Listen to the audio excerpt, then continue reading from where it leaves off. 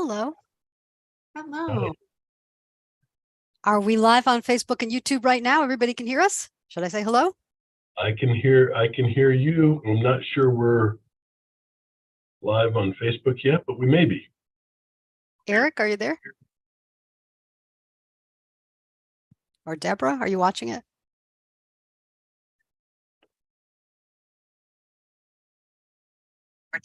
Okay. Yes, it's live. There we go. It's live. Well, then we'll just wait till 6 o'clock straight up and we'll get started. Thanks for joining us, everybody. Yes. We'll get started. Thanks for joining us, everybody.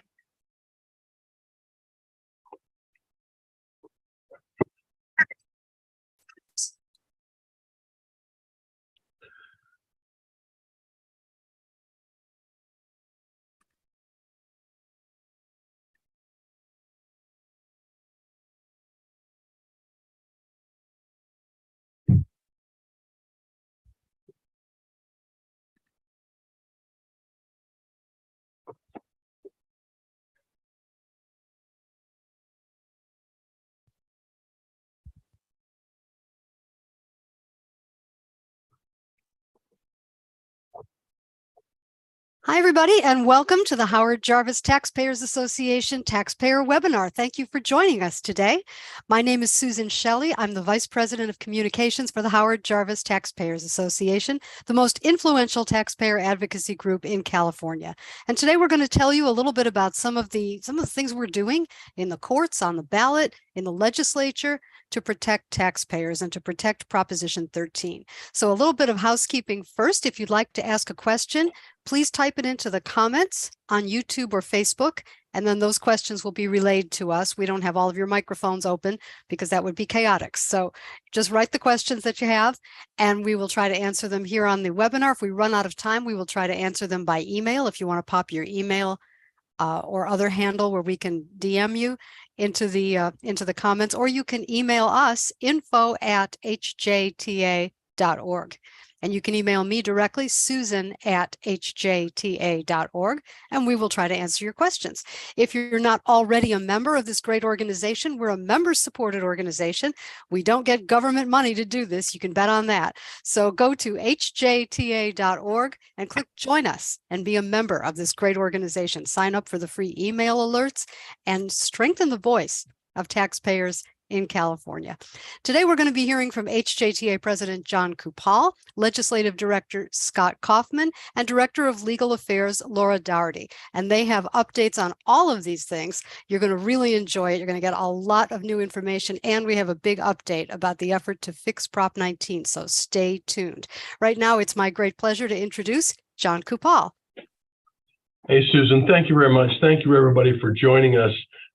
You know, if we were going to go over all the activities that we're in, we'd be here till midnight. And I'm sure that although many of you are members of HJTA, I think that might be too much even for you folks. So what we're going to do today is we're going to be respectful of your time and try to do an overview of some of the most important things the Howard Jarvis Taxpayers Association is doing right now. And I'm going to start by highlighting our number one major project, which is the Taxpayer Protection and Government Accountability Act. This is an initiative brought forth by taxpayers and the business community to protect Proposition 13 and close many of the loopholes that have been punched in Proposition 13. For those of you who have been around in 1978, you know that there's been this constant battle, push and pull between taxpayers and government entities, where government entities and the courts punch holes in Proposition 13, and we have to come back and close those loopholes. And we've done it many times before. We did it in 1986. Then in 1996, we did Proposition 218, the Right to Vote on Taxes Act. And then we did Proposition 26, which is designed to clearly define what is a fee and what is a tax. So this has been an ongoing battle, and unfortunately, this will be an ongoing battle forever. But understand that we were formed back in 1978 to continue to protect Proposition 13 and your rights as a California taxpayer. So the courts have done significant damage to Proposition 13. And for example, there's always been a requirement that special taxes at the local level receive a 2/3 vote of the electorate. The reason for that is many of these taxes only property owners pay, but everybody gets to vote. So the 2/3 vote is very important to us and to Proposition 13. And when people complain about the 2/3 vote, understand that a 2/3 vote requirement is mentioned more than a dozen times in the United States Constitution. So the 2/3 vote has a lot of historical context and is a good check against majority rule, especially when it comes to government overreach. We partnered with the business community to sponsor and collect signatures for the Taxpayer Protection Act. And we collected more than 1.4 million signatures. This was highly expensive, very expensive, one of the most expensive signature gathering efforts we've ever engaged in. And part of that was due to COVID, but also just a lot of other dynamics out there that make it very difficult to qualify initiatives in today's environment, but we did it. That's the good news. The other good news is it's going to be on the ballot in 2024. I know that sounds like a long time away, but it's going to be here before you know it. And understand that the tax and spend interest local governments and unions are screaming bloody murder about this initiative, claiming it's going to be the end of Western civilization. Don't believe it. California has the highest income tax rate in America. We have the highest state sales tax rate in America. As you all know, we have the highest gas tax in America. And while other states are lowering their taxes, Arizona is phasing out their income tax entirely, we still have one of the highest tax burdens in the United States of America. So when they say the Taxpayer Protection Act is going to hurt government, don't believe it for a moment. In fact, it could help the state of California because, as we've seen, there is a massive outmigration of productive individuals out of the state of California to other states, to Nevada, to Texas, to Florida. And for those of us who want to defend California and all the good things it has to offer, we need to draw the line on higher taxes. We just need to do that. So one of the provisions in the Taxpayer Protection Act, you're going to like this one. Although the California legislature has a 2/3 supermajority of those more inclined to raise taxes, under Proposition 13, it takes a 2/3 vote of each house to raise taxes at the state level. And for years, that was not an issue because we were able to hold the line. But right now, because of that supermajority, they are able to pass tax increases at the state legislative effort. In fact, that's what gave you the new gas tax that you're paying. The highest gas tax in America is because they were able to get a supermajority. One of the provisions of the Taxpayer Protection Act is to say, okay, legislature, you pass a tax, you can do that, 2/3 vote of each house. But in order for that tax to be collected, it has to be ratified by a statewide voters. And that's a huge protection. So any tax that the California legislature passes, you get a chance to vote on. So that's a very important provision of the Taxpayer Protection Act. Another key provision of this, and one of the major things that actually was the impetus for the Taxpayer Protection Act, is to overturn a horrible court decision that weakened the 2/3 vote for special taxes.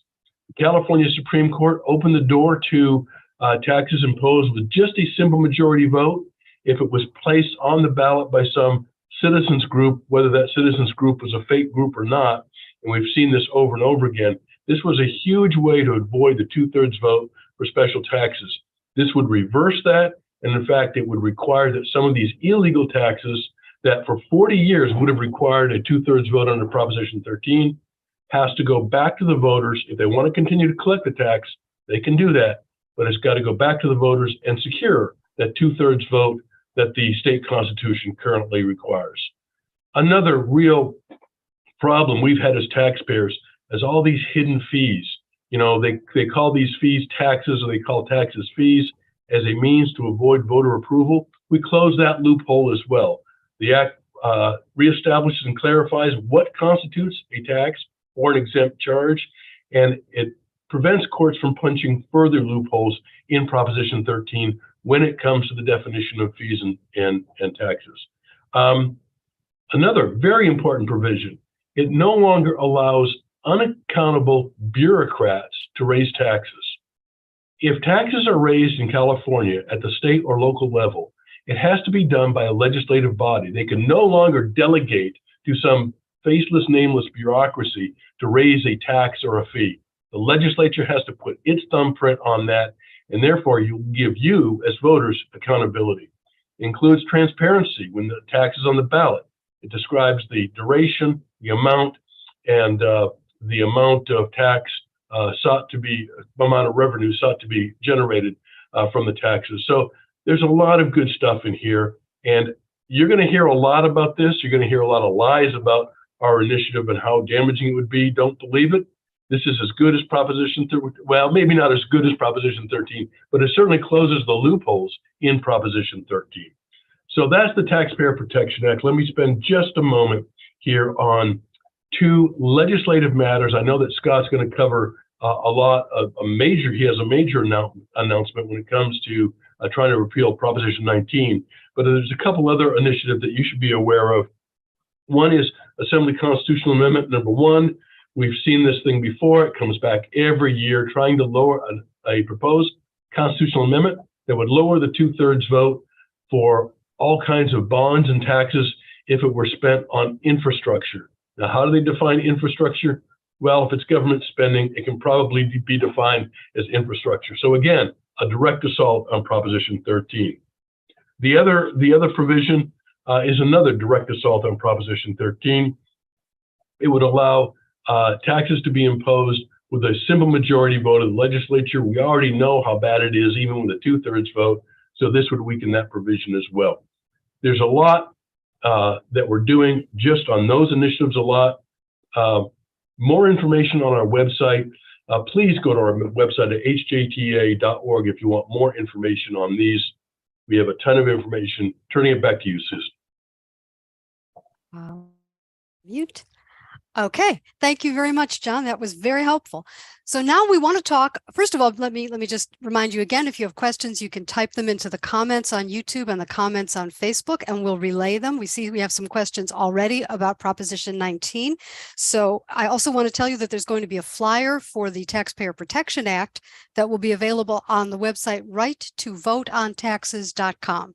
So file that away in your memory banks, righttovoteontaxes.com, and you'll find all the information about the 2024 initiative called the Taxpayer Protection and Government Accountability Act. Now, regarding Prop 19, let me just back up and do a little bit of explanation of what that was. Prop 19 passed in 2020. It changed Prop 13 for inherited property. And as you remember, in 2022, we tried to do an initiative. We didn't get enough signatures in the short time period that was allotted, but we are still very interested in this issue, as we know you are. What this did is it took away the ability, Prop 19 took away the ability for parents and children to transfer property without having it considered a change of ownership and having it reassessed to market value. So with that, I'm going to introduce our legislative director, Scott Kaufman, with an announcement about how that's going. Scott? Well, I guess I'll just start with that then, Susan. I was gonna slowly build up to it, but I feel like I've got to go for it now.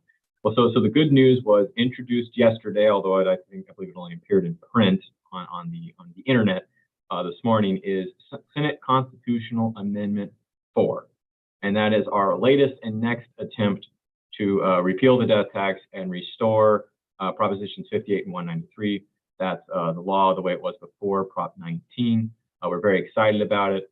I think the most interesting thing about this is, as John and Susan both mentioned, obviously, we attempted to put this on the ballot in 2022. We did not make it. We were very impressed by the level of support and we received from an all-volunteer campaign. We got almost 500,000 signatures, which was really impressive for an all-volunteer campaign, but we didn't make it, right? We had to go back to the drawing board and think, well, how do we do this? How do we do this, right? And what we kind of came to realize was, we probably need more money. I mean, obviously, that's the name of the game in these sorts of things. But the other part was that, the initiative as we wrote it was simply too long. We did it the right way, right? There's a right way and a wrong way, but still legal way. Prop 19 did it the wrong, but still legal way. And so our goal was to do it the right way. Print everything. You get the entire text of what we're adding, what we're removing, all the sections, everything. We're amending it inside the sections, and it was 11, 12 pages long. That wasn't going to work. So the way we're looking at doing it now is moving it to a one page 8.5 by 11, something that would fit on one page 8.5 by 11, right? So the way, but when you're doing that, obviously you're condensing a lot of information from 11 and 12 pages down to an 8.5 by 11 sheet of paper. So what we decided to do is we decided to introduce it to the legislature. So we introduced it to the legislature as SCA 4. It's longer, if you're looking at it online, it's longer than one page. The blue part is our doc, is what we're doing. It's the one page change. So it's very exciting. We're going to work very hard on this. Senator Kelly Ciarto's office is very interested in this. He is very aware of the problems with this, and they're going to move forward. And they want to move forward with this with all haste. And I should admit that what we're doing now is exactly what Prop 19 is. The language in Prop 19, there's a sentence in there, and all that text, there's a sentence in there that says Prop 58 and 193 is hereby sunset. We're just doing the reverse. We're saying Prop 19, this portion of Prop 19 that affects the way property is inherited between parents and children and grandchildren is hereby sunset, and 58 and 193 are back in. That's really all we're doing. That's the gist of it. John, I saw you take yourself off of mute. Did you want to add anything to that, or should I keep going? I think you've covered it.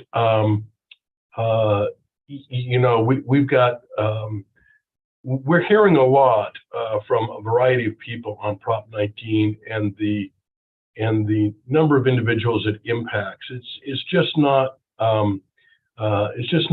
just homeowners, but there are many people who own income producing properties, small unit apartments that are that are impacted.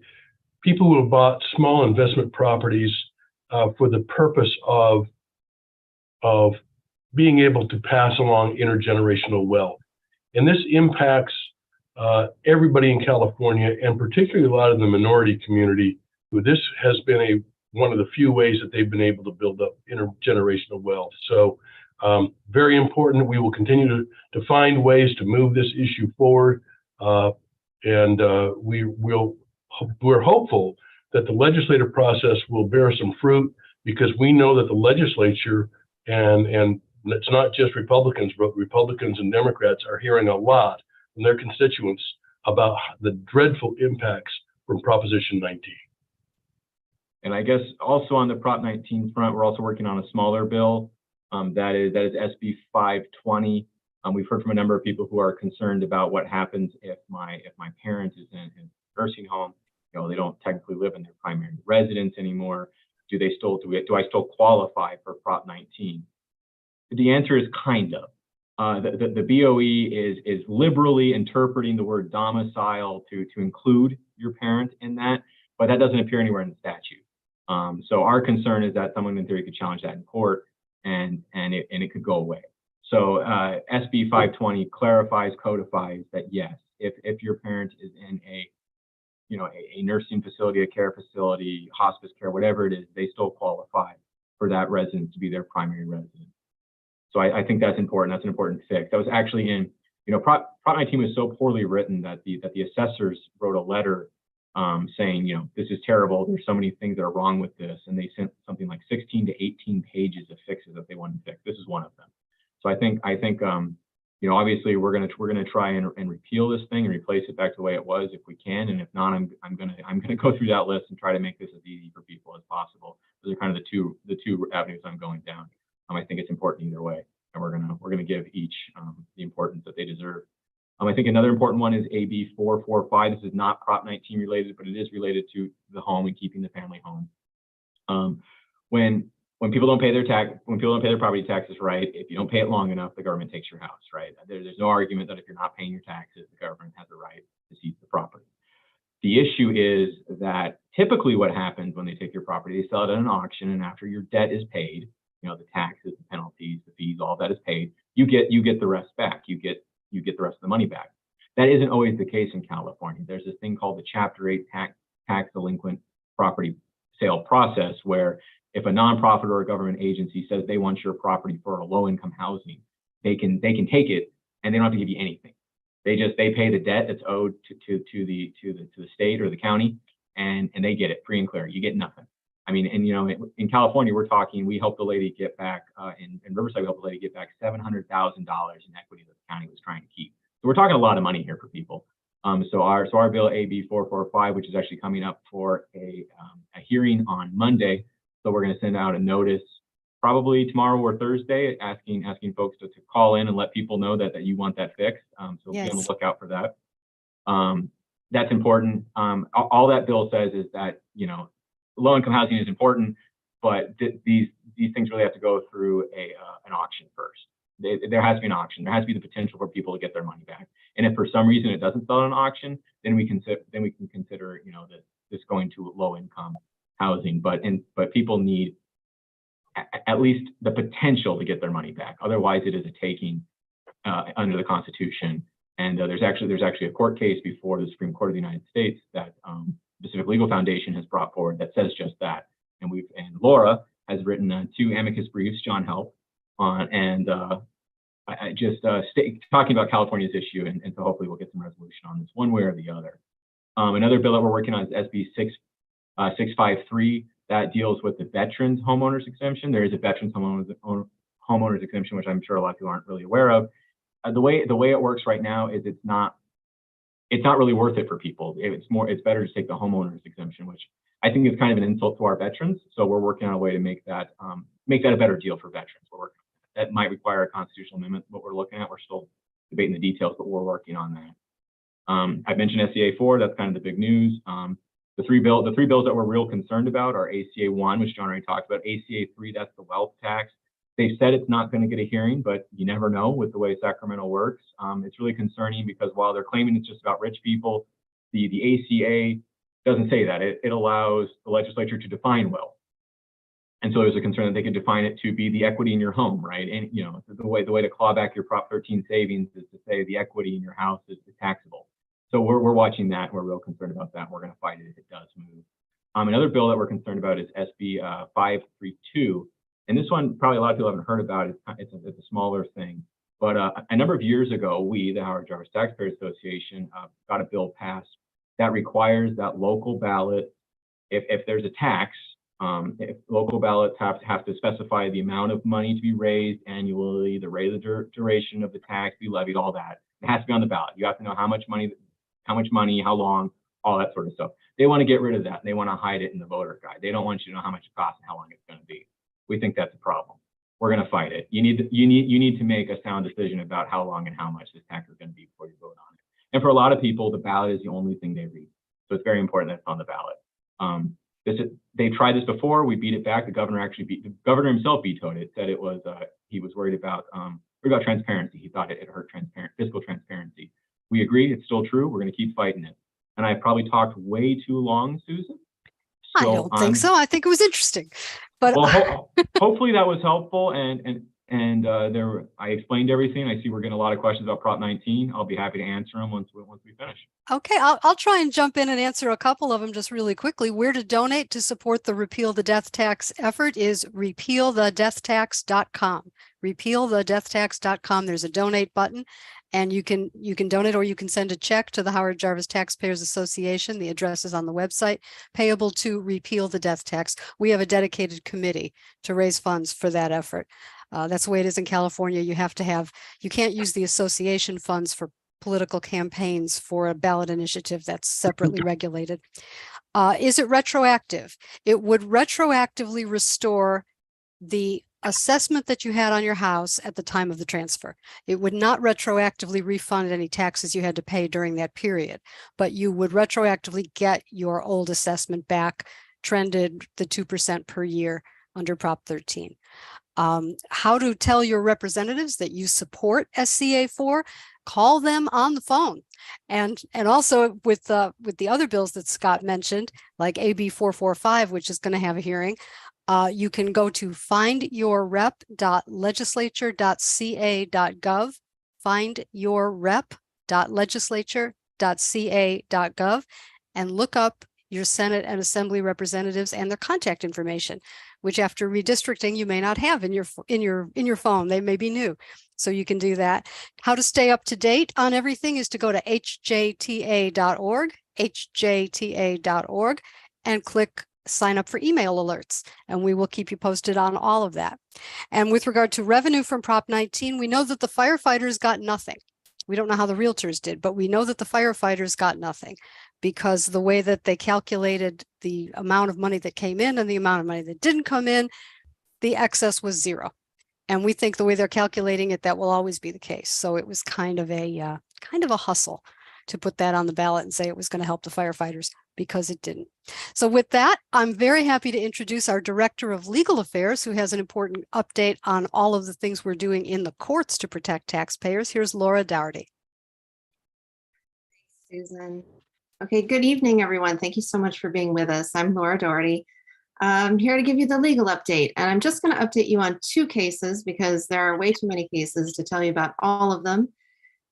I'm going to tell you about one case where we're fighting to protect Prop 13 and one case where we're fighting to protect Prop 218, which enforces Prop 213, as I'm sure most of you know. So the first case I'll talk about is our case against Measure ULA in Los Angeles. First of all, what is it? I'll give a quick refresher of that, and then I'll get into some details. Measure ULA appeared on the November ballot last year. It was and is an initiative ordinance. That's a fact we'll get into. It's a tax on sales and transfers of all real property over $5 million. So starting April 1st, if you should sell a property for over $5 million, you're going to pay Los Angeles 4% of that. And if you sell or transfer a property over $10 million, you're going to pay 5.5% of that. So very steep. And of course, as many of you know, this was marketed as the mansion tax so that voters could think, well, oh, only really rich people are paying this, so it's not going to affect me. But it will affect everyone in so many ways, including just setting a precedent that we do not want set here. So the legal background to this is that, well, ULA is what is a special transfer tax. There's 2 parts to that. I just went over the transfer tax part of it. It is a special transfer tax because it has a special purpose. It is dedicated to housing and homelessness problem solving, supposedly. So this is really unique. No government is allowed to have a special transfer tax. And the reason for that is Prop 13. So the history here is that in 1978, when Prop 13 passed, part of it said no transfer taxes, period. There weren't supposed to be any transfer taxes. Now, in the early 1990s, the courts did carve out one exception. What came out of that is that if you are a charter city, you may pass a general transfer tax. So you have to be a charter city and you can pass a transfer tax, but it has to go into the general fund. No special transfer taxes. So the law has remained completely clear all this time. The courts have said it, they've interpreted it as plain interpretation of Prop 13. Nobody can have a special transfer tax. So, and of course, this is to protect you against this is to protect your general 1% cap all the time that you own your property, because it's an obvious end run around Prop 13 for the government to come in at the end of your ownership and say, now give us all the money. So that's the purpose for it. So how did we get here? How did Measure ULA come to be? Well, it's an initiative. And that shouldn't matter. But this goes back to that case John was talking about at the beginning. There was a case 5 years ago that just opened these floodgates. Primarily, we've seen it happening to the 2/3 of vote on special taxes. So we have sadly lost many cases over the issue of the 2/3 vote on special taxes. But that is considered a procedure.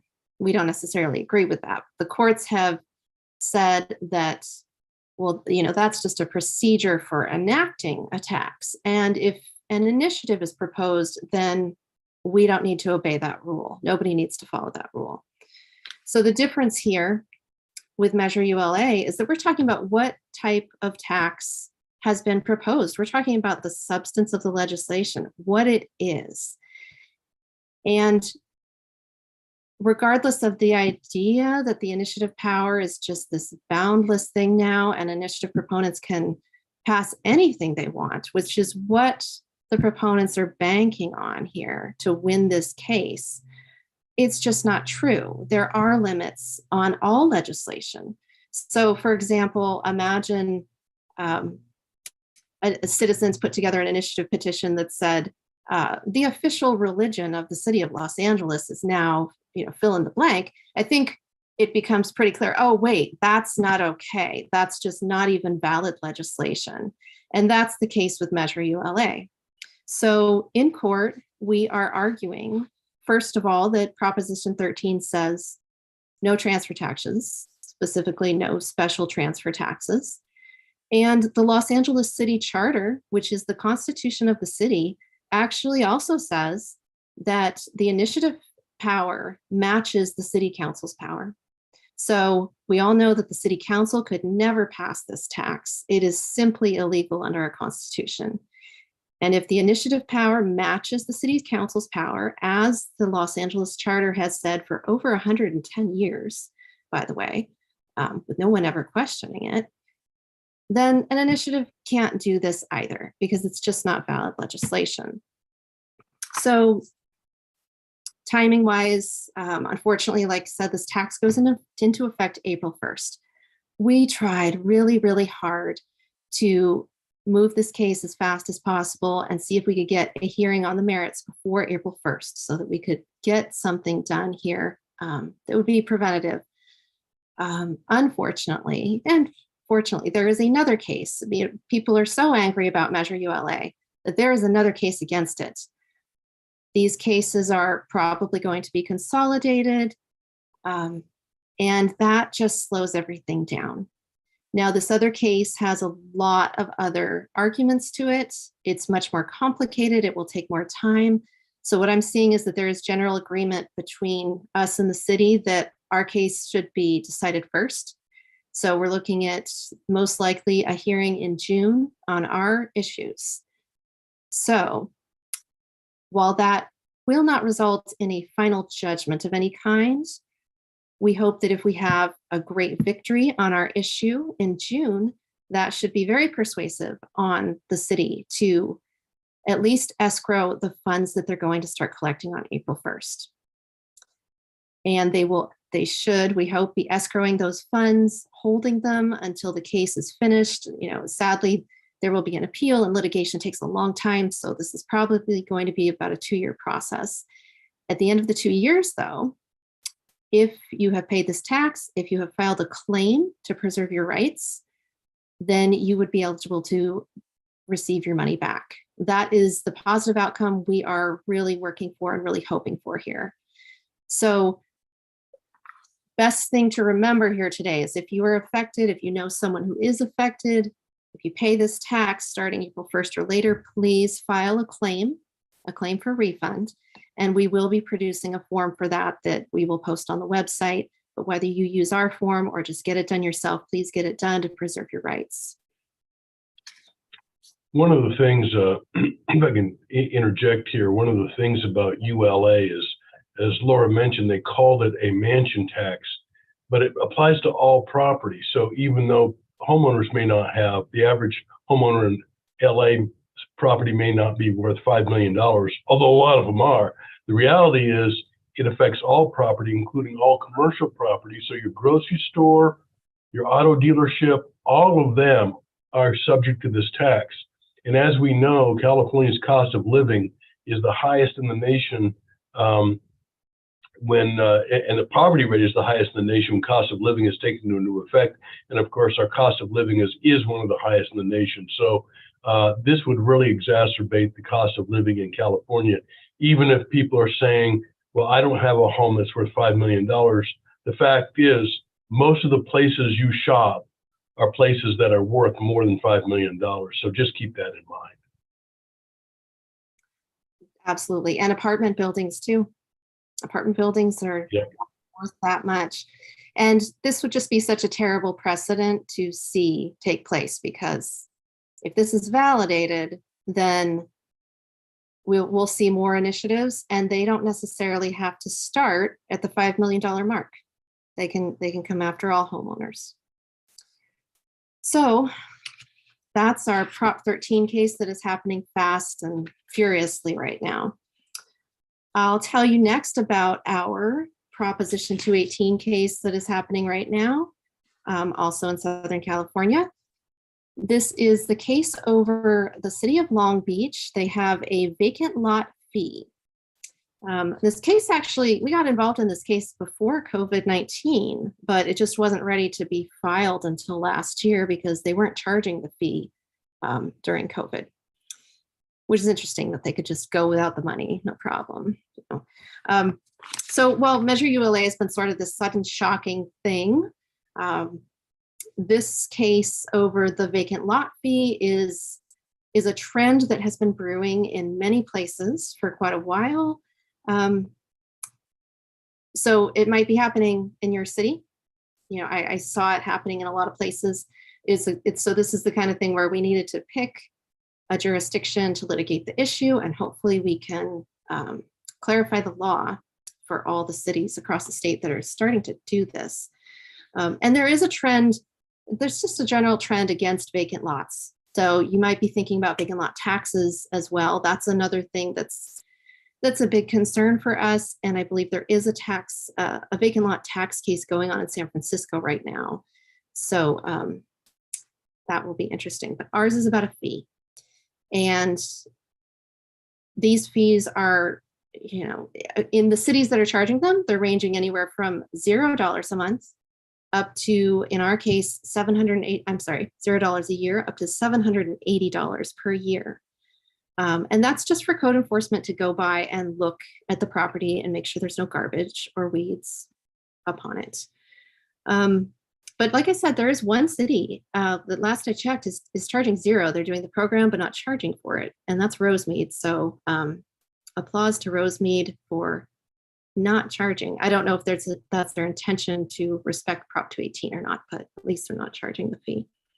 Okay, so as I'm sure everybody knows, Prop 218 was passed in 1996 to protect your Prop 13 rights. What governments had been learning to do was add charges to your water bill, your trash bill, you know, just they were adding on charges to anything related to your property and then transferring it to the general fund. And we still deal with general fund transfer cases to this day. But Prop 218 passed, the voters passed it to say any charges for property related fees or assessments benefiting the property, they must match the cost of service, and the homeowners and landowners have rights to participate in the process. It might be a majority protest process, it might be an election, but no local government can just impose all of these charges without your involvement anymore. Well, the city of Long Beach, however, believes that it can unilaterally still impose this fee. This fee is $780 a year on all vacant lot owners that it has selected in the city. So what's backwards here is that it's a charge for code enforcement. And of course, we all expect that if I create a nuisance on my property, if I create a fire hazard, code enforcement comes by, they're going to give me a citation. I'm going to pay money for that. That is expected. But these vacant lot fees are being charged just because the property is unimproved. So of course, we're just arguing this is a straight up Prop 218 fee.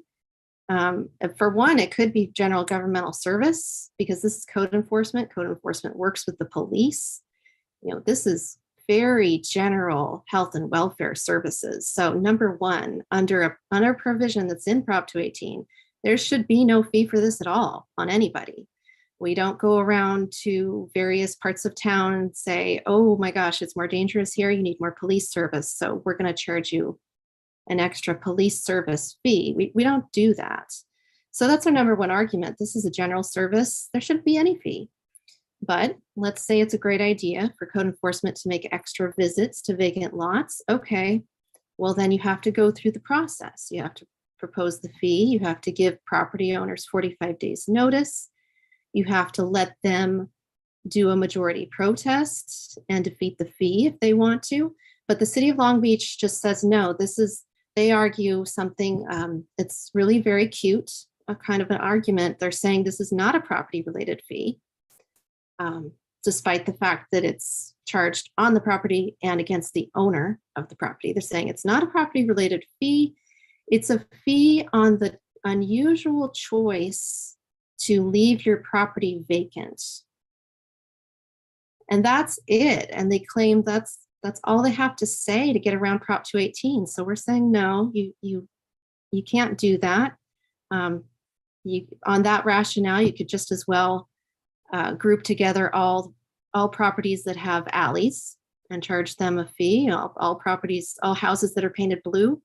You come up with anything and then say it's not property related. It's about this characteristic of the property. And that's just not okay. So we feel we have a very strong case there. We have a hearing coming up on April 17th. We're looking forward to that. And of course, we expect that to go up on appeal as well. So just like Measure ULA, it'll probably be a couple of years before we have a final decision on this. But we want to enforce Prop 218 and hold the line on the fact that, yes, anything charged against the property is a property related fee. You have to follow the rules. So, Okay. Thank you. Anything else you want to cover from the legal department? No, I'll just say that if, we have a lot of cases going on where we're protecting your rights to vote on taxes and to vote on various things, various bonds. And of course, there's all those 2/3 vote issues that had to go over to the TPA that John was talking about. And if you have any questions about any of our cases, please send an email. The legal team is very, very happy to respond. And on our website, you can find the current status of the legal cases, which is updated as often as we have time to do it. And you can find the current status of the legislation that we're following. And you can find in the taxpayer tools section a lot of forms for various things that happen where you can get your money back, or you may need to file something to preserve your rights. And you can find all kinds of things like that for different circumstances in the taxpayer tools section under, I think it's under studies, resources, something like that on the hjta.org site. To stay informed, please sign up for the emails. Just click the stay in touch button and sign up for the free emails. We will keep you posted. I see a question for, once again, where do you donate for Repeal the Death Tax? It's very simple. Go to repealthedeathtax.com and you'll see a big red button that says donate. And you can also send a check to payable to Repeal the Death Tax, and that will go to the committee that is funding that campaign, Repeal the Death Tax. And you can send that to the Howard Jarvis offices in either Sacramento or Los Angeles. The addresses are on the website. I won't make you write it down right now. I saw a question go by, is the NAACP involved in helping with this because the Prop 19 problems are affecting minority communities? And you're so right. It especially affects communities that have just gotten on the ladder of property ownership, and boom, they're knocked off in one generation because no one can afford to pay the taxes on the market value of real estate in Los Angeles or anywhere in California. It's really rough. So absolutely, all the groups that support equity should be supporting this because it is very much affecting all the minority communities that are trying to grow generational wealth, as everyone always has through real estate. It's really important. And as John mentioned earlier, it affects rental property, not big, huge corporate apartments, but a duplex, a triplex, a small apartment building. Very often a small apartment building that's older and is under rent control. So if it's inherited and reassessed to market value, and no one can afford to pay those taxes, what happens? Well, the building is going to be sold, probably demolished, probably turned into something else. How does that help us? Really, Prop 19 could knock out half the affordable units in California within one generation, just because people can't afford to pay those taxes, which is one of the reasons we think it's so important to repeal that portion of it. So this is Senate Constitutional Amendment number 4, SCA 4. Call your representatives. It's just been introduced. They probably don't even know about it yet, but call them and educate them that SCA 4 is a full repeal of the death tax. It restores Proposition 58, which exempted parent-child transfers of property from the change of ownership definition so that they were not reassessed. That was Prop 58. And then 10 years later, Prop 193, which said that if property was transferred between grandparents and grandchildren, if the children's parents were deceased, that also was covered, so that there would not be a reassessment of property passed from grandparents to grandchildren in that situation. So we would restore Prop 193 also. And by the way, when Prop 58 went on the ballot, it was a legislative constitutional amendment, as this one is. And when it went on the ballot in 1986, it went on because it was unanimously voted for in both houses of the legislature. Unanimous. It needed a 2/3 vote to get on the ballot. Unanimous. Why? Because inflation is pushing up the value of property. And when people inherit it, they're being forced to sell family property that they don't want to sell because they can't afford the new tax bill. Unanimously, they passed that in 1986, and it went on the ballot, and it passed with 75% of the vote, almost 76% of the vote of the electorate. And now it's gone because Prop 19 took it away. And that's just wrong. So that's why we're so interested in this issue. We feel that this is the sort of thing that really affects regular people who are just going about their lives, and their main investment is real estate. Their main investment is the home, maybe a small business. And this has been devastating to people. And it's just not right. So I hope that answered that question. Let me see, what else did I want to cover? If you want to join the Howard Jarvis Taxpayers Association, if you're not already a member, please join.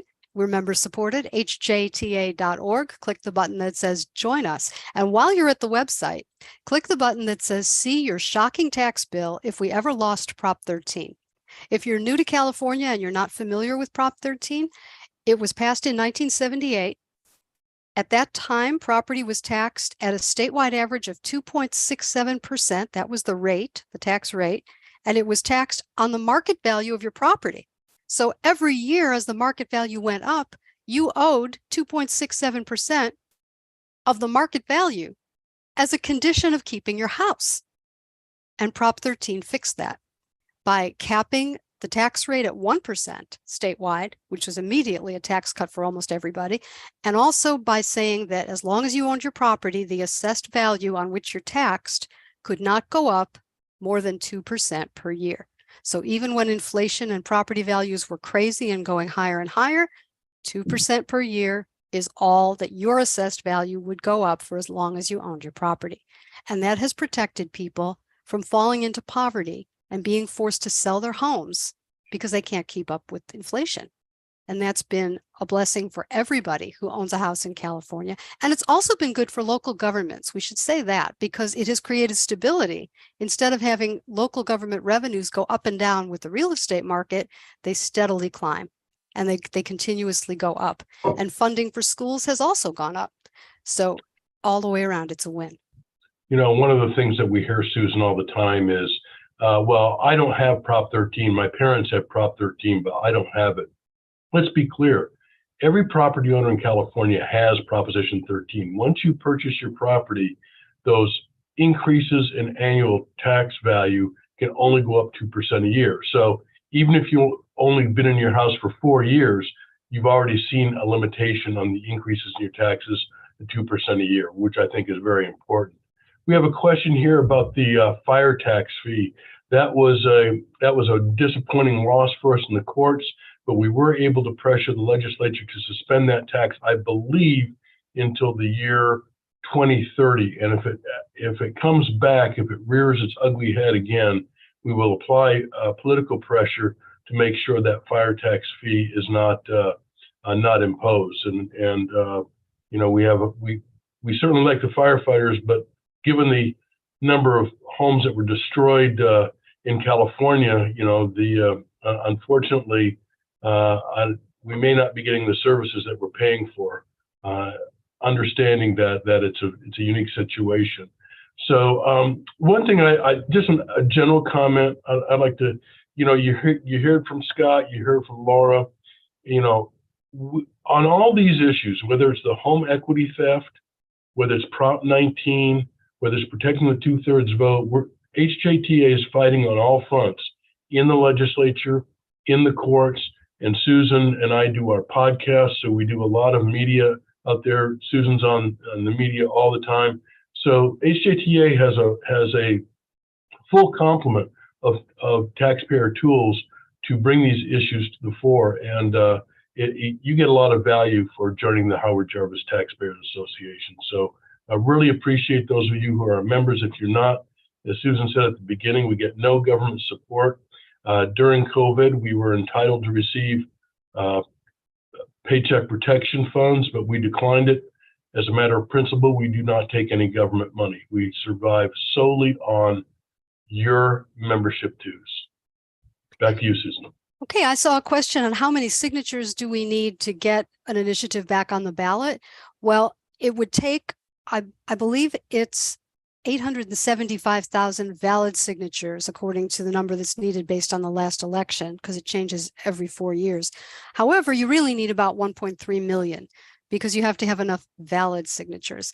And you want to make sure that when they do the math and they say, well, if you've got this many, then you've got it, you want to have enough so that you can qualify early without having them check every single signature. So about 1.3 million. At this stage, we're in the legislature, and we're hoping that we can pressure the legislature to put this on the ballot themselves, as they did in 1986. And that's the argument that we're making. And we need your help on that. So call and say, support SCA 4, co-sponsor SCA 4, understand that SCA 4 restores Prop 58, which the legislature passed unanimously and the voters approved by 75%. SCA 4, if we get this passed with a 2/3 vote in each house of the legislature, it could be on the ballot in March 2024. If we do it by initiative, it can't be on the ballot by law until November 2024. So all the way around, it would be better if we could get the legislature to do this, and then we can campaign for it. I think if it was on the ballot in March 2024, it would pass without any question at all. Nobody would who would oppose this? This is crazy to oppose this. This should never have happened. This change to the law was slipped through. The voters were tricked. A very deceptive campaign. We all know that. And we have to fix this. As Scott mentioned, we have got this boiled down to fit on an 8.5 by 11 piece of paper. And the significance of that is that if the legislature is not helpful, we have the ability to get legal petitions in your hands through a download from the website, through a click on an email.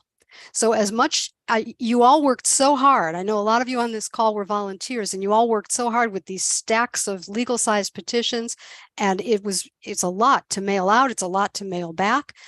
This would be instantaneous, a fully legal petition on an 8.5 by 11 piece of paper that you could download and print on any printer in your house. And that would be, I think, a game changer. But still, we are hoping that we can get the legislature to feel the heat and see the light. findyourrep.legislature.ca.gov. If you're old school, it's in your phone book, in the government pages. You can see who represents you in your phone book. But go to findyourrep.legislature.ca.gov. Look up their names and phone numbers, ring the phones, let them know. Tell them the Howard Jarvis Taxpayers Association sent you. Did I see any other questions there? Deborah, did I miss anything? I think we've got them. 2 new messages. Hold on. Let me figure out how to scroll on this. It's not working. John, do you see? People who thank us for all we're doing. We have another one. Somebody says, we're joining tomorrow as soon as my paycheck clears. So I appreciate that. We appreciate that. We appreciate that. So we appreciate that. I see that someone had to sell his mom's house. The buyer was a developer, and they resold with a profit. This is very heartbreaking. You know, something else that's going on that you should all be aware of is that we're hearing some stories of people who are lying to prospective sellers and telling them that under Prop 19 they owe much more than they actually do, and trying to pressure them into selling their property while they're in this distressed state of mind, having just lost a family member. So don't let that happen. If anyone you know is being pressured to sell because of the tax bill, tell them to call the assessor's office and find out what the tax bill really will be. And don't let anybody be lied to or buffaloed into selling because of a lie about how much they owe, because they may not owe as much as these people are saying. A lot of people just want the listing. You know, there were a lot of people interested in churning the market, and they have to do that ethically. They can't go lie to people about what the tax bill is going to be. So if you know anybody in that situation, tell them to be calm and not to rush. They can call us if they have any questions. They can call the assessor's office in their county if they have any questions, but try to tell people to be calm and collected and not panic about it. And as I said earlier, if we can get this passed, everybody will get their original assessment back again if they haven't sold. So while you won't get the taxes back that you paid while it was in force, you will get the assessment back, and then your future taxes would be lower going forward. Let's see. Will the SCA4 exemption be $1 million or inflation adjusted? SCA4 does not have an inflation adjustment. We just said that we sent it right back to what Prop 58 and 193 did. So we're just putting it back the way it was. That's the way Susan, that why works. don't you explain again what putting it back the way it was means? Okay. Prop 58 passed in 1986. And what it said is that property could be transferred between parents and children without reassessment, a certain amount, a limited amount of property. It was a home of any value. The principal residence of the parents could be transferred to the kids regardless of value.